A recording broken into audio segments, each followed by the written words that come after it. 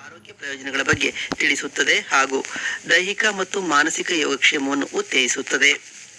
ಯುವಜನ ವ್ಯವಹಾರಗಳು ಮತ್ತು ಕ್ರೀಡಾ ಸಚಿವಾಲಯವು ಔಷಧ ಇಲಾಖೆಯ ಸಹಯೋಗದೊಂದಿಗೆ ಇಂದು ಜನೌಷಧ ಕೇಂದ್ರದ ಅನುಭವ ಕಲಿಕಾ ಕಾರ್ಯಕ್ರಮವನ್ನು ಪ್ರಾರಂಭಿಸಿದೆ. 15 ದಿನಗಳ ಕಾಲ ನಡೆಯಲಿರುವ ಈ ಕಾರ್ಯಕ್ರಮದಡಿಯಲ್ಲಿ ದೇಶಾದ್ಯಂತ ಪ್ರತಿ ಜಿಲ್ಲೆಯ 5 ಜನೌಷಧ ಕೇಂದ್ರಗಳಿಗೆ 5 ಯುವ ಸ್ವಯಂ ಸೇವಕರನ್ನು ನಿಯೋಜಿಸಲಾಗುವುದು. ಬೆಂಗಳೂರಿನ ರಾಮಮೂರ್ತಿ ನಗರದಲ್ಲಿ ಗ್ರಾಮ ದೇವತೆಗಳ ಊರ ಹಬ್ಬ ಹಾಗೂ ಕರಗ ಮಹೋತ್ಸವ ನಡೆಯಿತು. ನಾಳೆ ಸಂಜೆ ರಾಮಮೂರ್ತಿ ನಗರದ ರಾಜಬೀದಿಗಳಲ್ಲಿ ಗ್ರಾಮ ದೇವತೆಗಳ ಪಲ್ಲಕ್ಕಿ ಉತ್ಸವದ ಮೆರವಣಿಗೆ ನಡೆಯಲಿದೆ. ರಾಜ್ಯದಲ್ಲಿ ಕೊರೋನಾ ವಿಚಾರದಲ್ಲಿ ಜನ ಭಯಭೀತರಾಗುವ ಅಗತ್ಯವಿಲ್ಲ.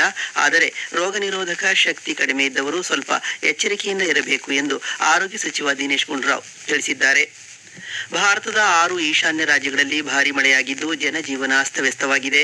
ನಿನ್ನೆಯಿಂದ ಸುರಿಯುತ್ತಿರುವ ಭಾರಿ ಮಳೆಯಿಂದಾಗಿ ಉಂಟಾಗಿರುವ ಭೂಕುಸಿತ, ಮನೆಗಳಿಗೆ ಹಾನಿ ಹಾಗೂ ಮುಳುಗಡೆಯಿಂದಾಗಿ 27 ಜನರು ಮೃತಪಟ್ಟಿದ್ದಾರೆ ಎಂದು ಅಧಿಕಾರಿಗಳು ತಿಳಿಸಿದ್ದಾರೆ.